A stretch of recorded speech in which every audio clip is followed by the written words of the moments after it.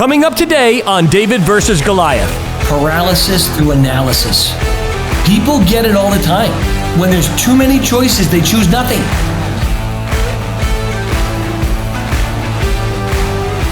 Do you want an apocalypse? This guy wants an apocalypse. Welcome to today's episode of David versus Goliath, a podcast dedicated to helping small businesses leverage technology to not only help them compete against their large competitors, but win. Your host is currently the CEO of Anthem Business Software, a three-time Inc. 500 recipient, and a serial entrepreneur with a passion to help small businesses everywhere find, serve, and keep more customers profitably. Please join me in welcoming your host, Adam DeGraide. Hey everyone, it's Adam DeGraide with another fantastic episode of the David versus Goliath podcast. It's a remote edition, still in California for the holidays. Looking forward to getting back to Florida soon, after Christmas. But anyway, it's going to be a fantastic interview with Jordan Scott, who started Cobble. TryCobble.com. Fascinating story, interesting product. It should be a lot of fun in today's episode, which is brought to you by AutomateMySocial.com, where you can automate 90 to 100% of all your social media as a business and never have to think about it again. That's right. Think about what I just said. If you're a service-based business, you can automate it forever. Set it, forget it. It runs itself. The strategy, the posting, the creation of the posts, everything.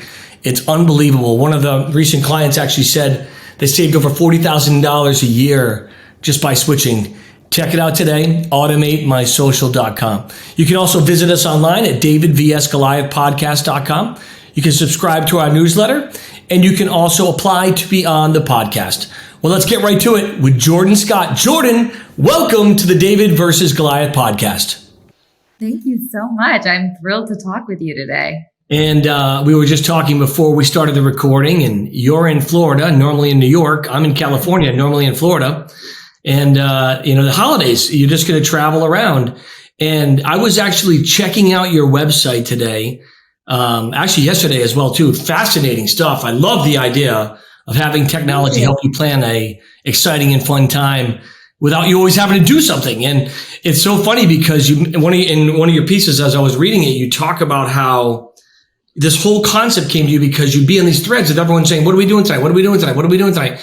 And then everyone had ideas and nobody made a decision and nobody ever did anything.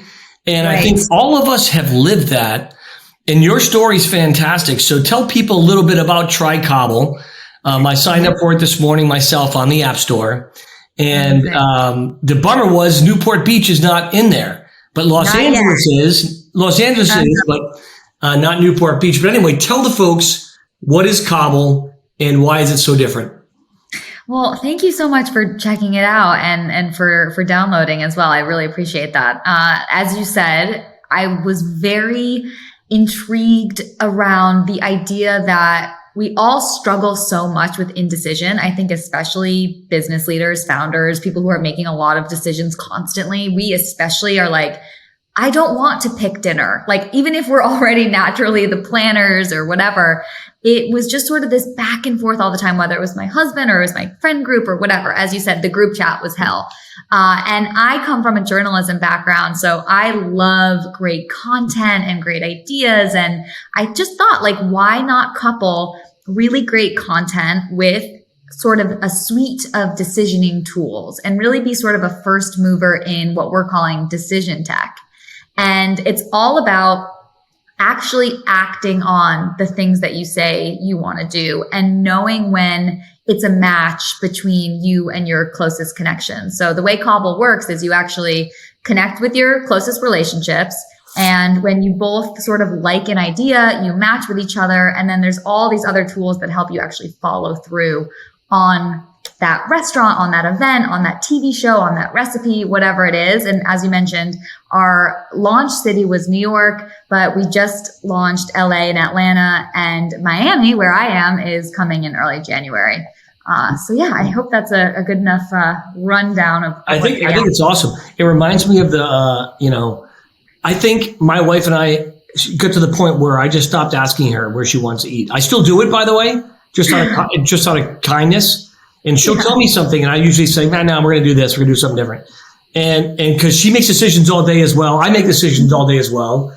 And sometimes you kind of want to be surprised, right? You want to get outside, do something a little bit abnormal. Now, this idea, when it came to you, because I was reading on the web, you raised some substantial money, which I'd love to talk about that as well too. Yeah, sure. Because a lot of entrepreneurs and aspiring entrepreneurs watch this podcast, and a lot of small businesses watch this podcast, and everyone's always curious about how we do that. So I don't know if it's public information, but you shared it on the web. So is it okay if I share how much you raised? Yes, of course. Yeah. So we launched Cobble in June of 2020. So prime pandemic time. And as a quick background, originally we were focused on going out. It was all about exploring the city and going to restaurants and events.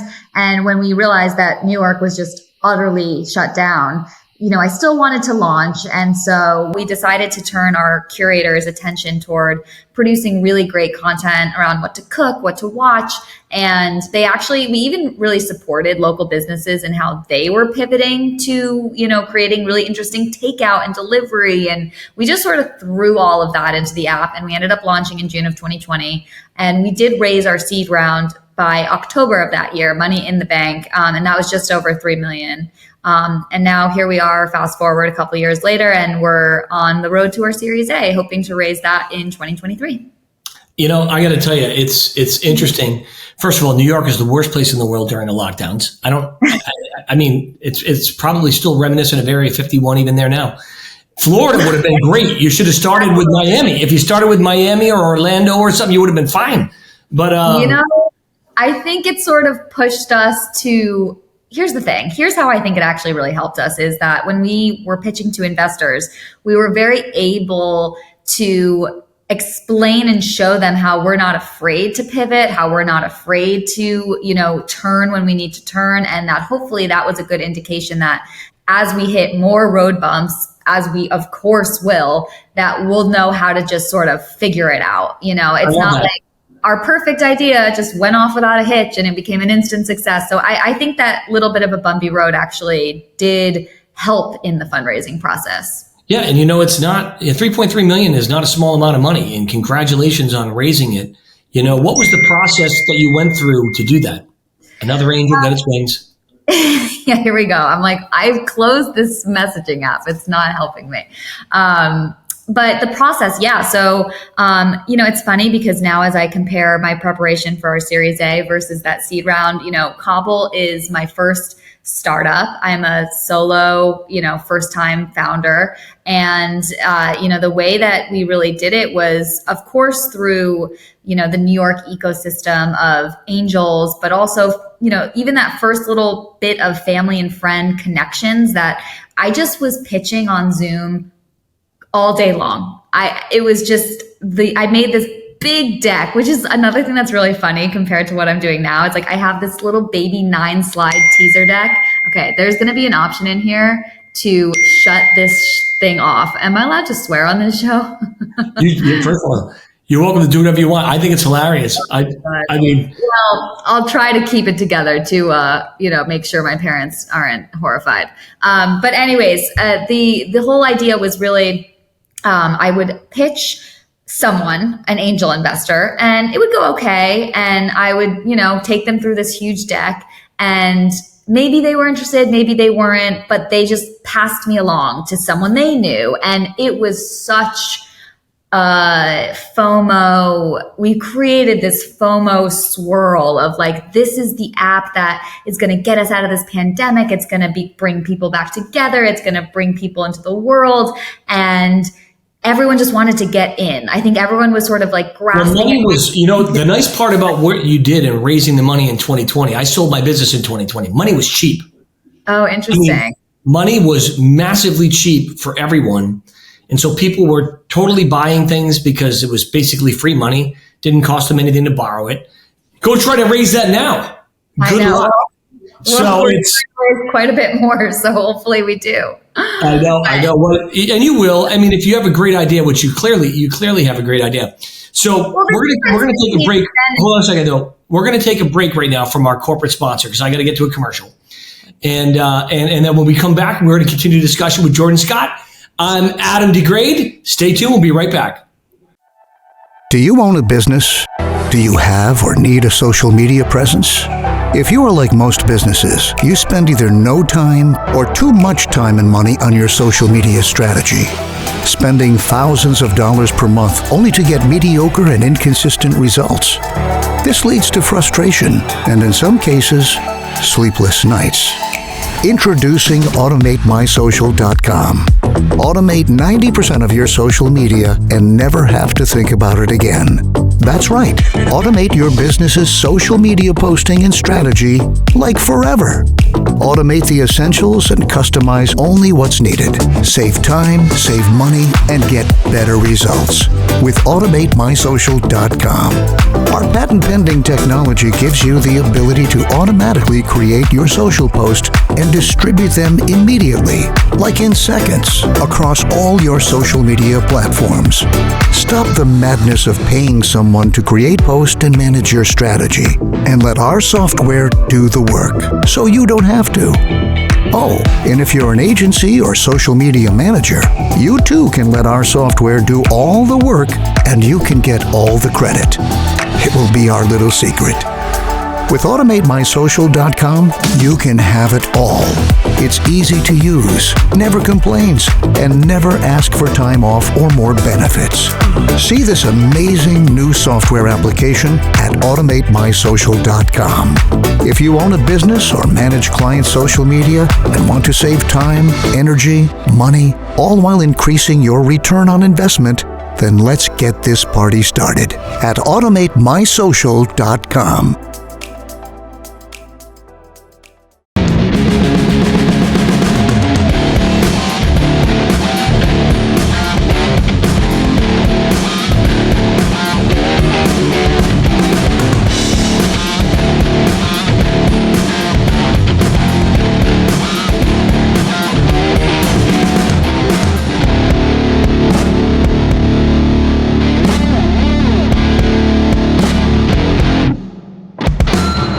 And we're back now with Jordan and Adam, your handsome host. How's everybody doing today? Hopefully you're doing fantastic. So we were just talking about, the necessity to raise more money. One of the things I thought was interesting too is you have my new business is virtual as well too. So we don't have like a corporate office where everyone goes to every day.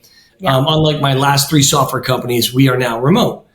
Nice. One of the challenges is culture. One of the challenges is building a team. What are some of the things that you're doing right now, and how many people do you have? Let the watchers and listeners know a little bit about that dynamic. Yeah, so we're 7 full-time employees. We're hiring for 3 additional roles right now. The entire team, including our curators, our consultants, that's around 25. But that being said, we launched in the middle of the pandemic and we hired everyone remotely. So we have our lead backend engineer in Paris, our CFOs in London, my designers in Chicago. We're all spread out. So the way that we've sort of created a culture is through a few things. Number one, we definitely have a very casual and sort of, regular conversation going in Slack always. We really try to make that the office cooler. We have a couple of fun channels to talk about, things that hopefully we would have talked about if we were just walking around the office. Second is that we, every other Friday, have a set hour to do something fun together, playing Quiplash. Have you ever played Quiplash? Oh, yeah, I love Quiplash. I'm great at it. I'll kick your butt. Yeah, we'll see about that. But we play Quiplash. We do like a bomb, de-wiring thing. We just try to keep it up, keep it fresh, keep it interesting. And then the biggest thing that we do, that we started doing in 2021 was something called Camp Cobble. And that means everybody who is available can fly into New York for 1 week. We rent out an office space. One of our investors, is a big real estate person and gets us into one of the big downtown buildings. I don't know if I'm allowed to even say it, so that's why I'm not. But all of that being said, we actually just got our first official office that those of us who are around the New York area can go into a couple times a week. I'm not at all. I like to leave it as open as possible. If you work better at home, work from home. If you work better in an office, let's go in the office. So I really just try to keep it flexible. And I definitely lead generally with a sort of compassionate first approach. That's great. It's for me. I like people, and I miss the office environment. I have offices of 180 people at one point. Wow. My last business, we got up to 90 employees. Wow. I get in a lot less trouble though, remote, because I can't say anything. I can't say anything stupid in mass. I don't know. I think it's even more dangerous on Zoom. You don't even know no camera. Or whatever. No, I'm way more dangerous in person. Trust me. And I have some people say sometimes I lack a filter, and so I'll read a news story and I'll just run in and blab it out. 50% of the people agree with me, 50% don't, and that usually is where the infighting happens and someone gets thrown out the door. But no, it's not that bad. I'm only half serious. But when you think about a startup, so you were in journalism, to go from that idea to funding your own startup, it seems a little crazy. Tell the folks a little bit about that transition.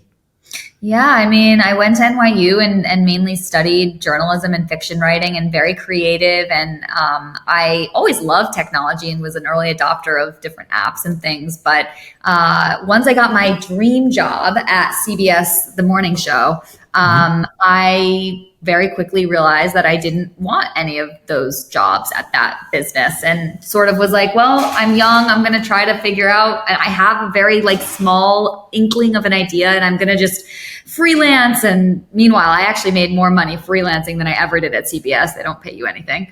And I just was starting this business, and it started with I opened an Instagram account and I started a newsletter and I threw up a Wix site, and that was it. And I just started sort of putting content out there, and it was called IDK Tonight, actually. And that grew a following pretty quickly. And so sort of realizing that people love to consume content, but again, realizing that there was nothing that helped you actually make a decision on that content. Everything was just keeping lists. And, when the time came to actually do something, we were all at a loss. It was either you're overwhelmed, you don't know what to do, you do the same old thing, and you're just not happy. You know what I call that? Paralysis through analysis. Definitely. People get it all the time. When there's too many choices, they choose nothing. Yep. No, I'm 100%. It's totally textbook, which is why Cobble is really, playing around with a lot of different fun psychology sort of driven tools around the power of choice and basically being able to predict when there's going to be a match between people before they even realize it. So taking into account where the users are and what their history has looked like and what their spending has looked like, and making sure that we can put the absolute best possible recommendation, not just for me, right? Or not just for one person. Our really cool, exciting thing is that we care about the overlap and the match and the final compromise and the final decision. That's what we're focused on. I feel like so much out there is about targeting the single user. And we really just fundamentally believe we don't make decisions completely by ourselves. I say Casper, the mattress company, can target me all day long on Instagram or wherever else, but ultimately I'm going to talk about that with my husband. He's sleeping on it too. To be able to reach both of us in one place would be astronomically more valuable. Yeah. So if you're part of a group and the group has things and trends that they like, so I'm assuming that part of your revenue model is going to be for advertisers. Well, actually, it's funny that you say that, because I just sort of gave an example like that, but we're actually not super interested with advertising. And I'll tell you why. Number one is we need our users to trust the recommendations that we're giving them as much as we possibly can. And I wouldn't want to dilute the experience with, this is a little bit higher up because they're paying or whatever it might be. Now, that being said, one of our revenue opportunities is in larger scale partnerships. So imagine, a partnership with Airbnb, where every time we drive someone to making a decision on where to stay, we get paid by Airbnb, right? So it's sort of a rev share, sort of a partnership. And we're starting to put those in place the last 2 years. I wouldn't be afraid of advertisers in a lot of ways.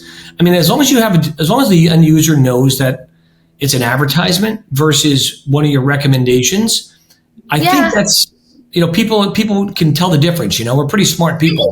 You Very smart. And it's not so much that I don't think that they can tell the difference. It's more that I just want them to have an ad-free experience if possible. I feel like we get ads everywhere, all over the place. When it comes to making the best decision for you, I don't even want to cloud for 1 second an ad in your face. And who knows? I say that now, but absolutely things could change. We're focused. You start to need money and you go public and you're worth $1 billion bucks.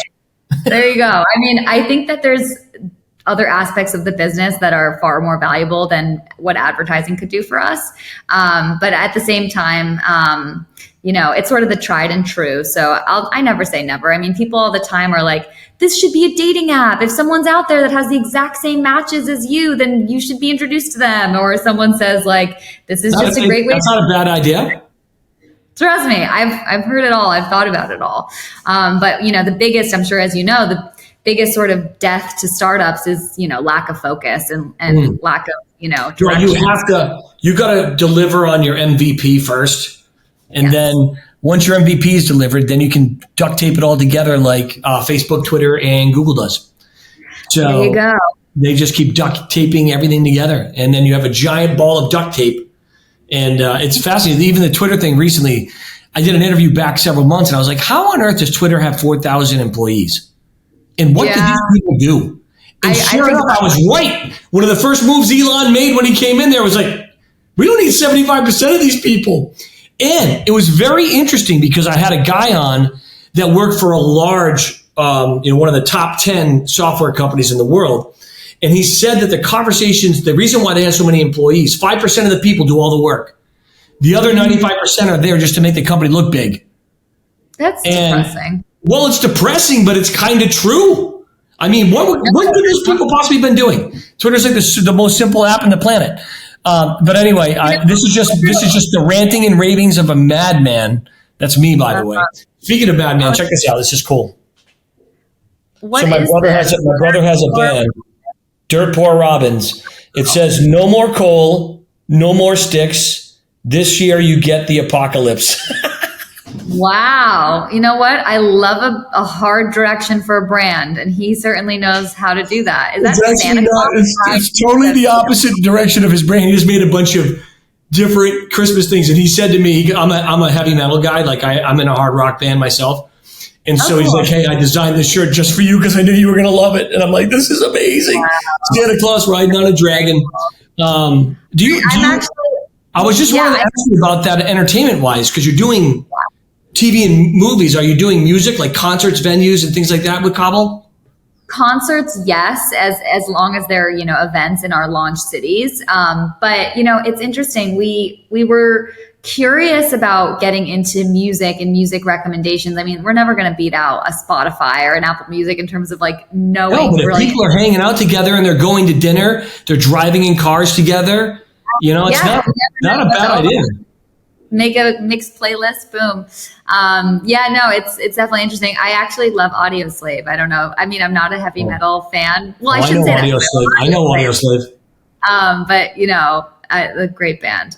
Definitely eclectic taste over here. But I mean, the curators are a big aspect to Cobble, but it's only one facet, right? Because in order to be really scalable, you can't have, boots on the ground in absolutely every single city. We want to make sure we have boots on the ground in most major cities, but then partnership content, user-generated content, that's all sort of being developed as we speak to launch and scale even faster. That's awesome. I got to tell you, I love it when I meet smart people that have great ideas and they have a passion to do it. And it sounds like you guys are really doing something great. So hold on a second, because I do want to read something on your website afterwards, get your perspective right after this break. Here's another amazing message from another great sponsor on the David versus Goliath podcast. You're with Adam DeGraide, and who knows, this year, maybe you get an apocalypse. Who knows? We'll be right back. Hope not. At ISU RMAC Agency, we want to be your one responsible source for all of your insurance needs. From a rocket engineer in California to several hospitals in Illinois, our personal lines team specializes in hard-to-place risks and high-net-worth clientele. With 2 locations and 20-plus agents, we can write in all 50 states to better serve our clients with needs in multiple states. family owned and operated since 1962, and 4 generations carrying on the tradition of insurance. Celebrating our 60th year in the industry, we are truly proud of where we have come from and where we are going. With over 300 carriers nationwide, our agency can offer individuals and businesses more choices and better prices. ISU RMAC brings a wide variety of solutions to the table. For more information, visit us online at www.isu-rmac.com.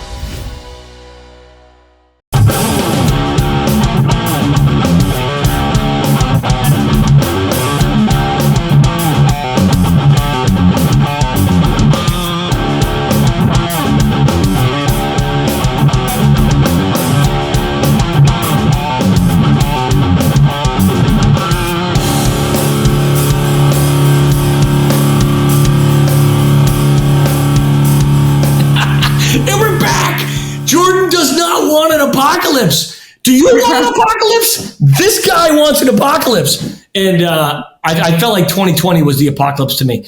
Anyway, I love what you said here on your website. And basically there's a part where you said you can do all these things like for free. And you used the word like. Now, I was just schooled my company. So I have a brand new software called AutomateMySocial.com. And it literally, you can automate your social media as a business like forever. And because I use the word like, people are like, why do you don't need the word like, you just say forever. I'm like, no, this is Valley Girl talk, like forever. And I thought it was awesome that you use the same thing. Listen, it's tone. It's if someone can hear you speaking, it has such a more profound impact on them. It makes you seem like a human being, whether that's Valley Girl or that's whoever the hell you are. I think the more human you can make your brand, the better. I love it. I love it. I think what I find fascinating with people is that a lot of great ideas are had and very few are gone forward with. And I think that's a shame, right? Like, one of the things that I've always said in my life is that for me not to use my unique gifts, times, and talents that I believe God has given me would not only be a detriment to me, but I'd be stealing from you. And I know that sounds crazy, but think about the artists or the authors or the movies that have impacted you and moved in your life. Imagine if that writer didn't write it or the screenplay didn't come to fruition and that didn't impact your life. There's a part of you that would be missing. And so I tell aspiring entrepreneurs that watch the show all the time, don't let your idea die with you. You have an idea, go for it. And that's one of the things I wanted to finish up in the last segment here was that concept with you. I would love to add to that. I think that something in there is around, like, even if you think that that someone else has this idea, right? Oh, somebody else is going to come up with that. Someone else is going to do that. Fine. You can have the exact same idea, quote, you have different brains. The way you execute it, the way you build it, in what order, in what shape, where, when, how, it just has to be different. Like people always, they'll message me, they'll see something, they'll be like, oh, this sort of looks like Cobble. Is somebody copying Cobble? And I'm like, great, go for it. Copy Cobble, copy exactly what we have right now. You still don't have my brain that's going to continue to lead and drive this company. So I just think that if that's even a hesitation on anyone listening, do I start this? Do I not? Like, you can start it totally for free. Make a newsletter on Substack, start an Instagram, start a Twitter, whatever it is, start growing your audience, right? The way, Adam, you have this podcast. This is just yet another way to get your message out there, get what you're building out there. And anyone can do it. And you just should do it. And they should do it. I think it's fair. So, there is an intrinsic thing that entrepreneurs like us have where I don't want to say we don't lack fear, because there's obviously fear and there's concern and doubts all the time. But what was it in you that said, I'm going to do this? Like, it's a process, but you did it. So what is the intangible? And what advice do you give to somebody who's sitting where you were right now to get them over that ledge to go for it. If you can't stop thinking about it, and if you just feel completely lit up about it, and you want everyone you come into contact with, you just sort of want to talk about it, those are all signs that it's a real passion. And when you want to just hop on your computer and start like typing about it and making lists about things you want to do for it, and all of these things are indicators that you are passionate enough. If you don't feel like you have those things, then just keep looking for what your passion is. And a lot of people say like, well, how the hell do I know what my passion is? Find the things that bother you the most. What just makes you insane, just so frustrated, whatever it is, like that's the thing that can 100% be solved and be solved by you. And I think, you can validate that idea by talking to other people. Does this frustrate you? Does this bother you? How could this look as like a product, as something that solves this? And I just would go from there. Does that sort of answer your question? It does. I think it's a good idea. What drives you crazy? Fix it. Yeah, pretty much. And so you were tired of being on text message threads with your friends with all these great ideas and never doing nothing. So you're like, exactly. I am done with that. I'm going to build an application called Try Cobble. That is amazing. How can people find you, Jordan? Yeah, so the app is available in the App Store. Just search Cobble. Our website, our Instagram, our Twitter, every social media platform, you can find us at Try Cobble. And yeah, we are launched in New York, LA, Miami, almost Miami, LA, Atlanta, New York, though, right now. I don't know when this is going to come out. Miami's probably available. 3 other cities might be available. We'll see. Well, it's just coming out next week, so it's just coming out next week. This is the holidays. Give it a couple weeks. This is the holidays, man. It's tough to get people booked around this time of year for myself and for me to even muster up the motivation to do it. But I'm so glad I did, Jordan. It's been great having you on the podcast. Have you had a good time? Oh, absolutely. It was awesome talking to you, Adam. That's awesome. Well, I look forward to continuing to goof around in your application. And when my city comes online, I'll make sure I'll give you some positive feedback. Yeah. And if I have anything, I don't want to say criticism wise, but if I need to help you think through some other things, I'm sure you're open to the feedback of your users. I demand it. Please, all of the feedback. I demand it. In the meantime, definitely make some plans with your wife on what to make for dinner. There's lots of good recipes in Cobble. Yeah, I'm gonna definitely do that. Thank you so much, Jordan, for joining us. Thank you so much. Hey, Merry Christmas, Happy Holidays. If I don't see you, guys, look at this. Another amazing episode is in the can here on the David versus Goliath podcast. I'm your host, Adam DeGraide. You are listening to Jordan Scott, and we'll see you next week. Have a great day.